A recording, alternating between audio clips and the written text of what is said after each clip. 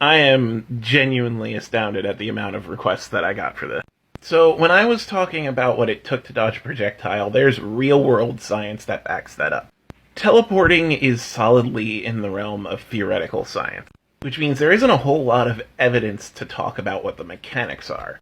But to the best of our theoretical knowledge, teleporting would basically be deconstructing someone on a subatomic level and then reconstructing them someplace else. So there is no distance traveled except for the data that makes you up.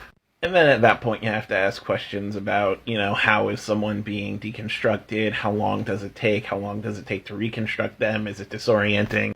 You could also make an argument that teleporting could be using localized wormholes, but that would fuck up the surrounding physics. If you're talking about Nightcrawler-style teleportation, you can theoretically model this by saying that they're going through a different dimension. And I don't mean a different dimension like a hell dimension or something like that. I mean a different mathematical dimension. But truth be told, it's all just sort of hand-wavy, wibbly-wobbly stuff. There is no real-world analog to compare teleporting to. And since there's no real-world analog to compare teleporting to, let's go back to my preferred way to debate this stuff, Doyleism. Look at a character and say, how do they use their teleporting ability? If they aren't using it to move super fast, then they're not super fast. It's that simple. And most teleporting characters are not super fast. If you look at Nightcrawler, he is agile, but he's not a speedster.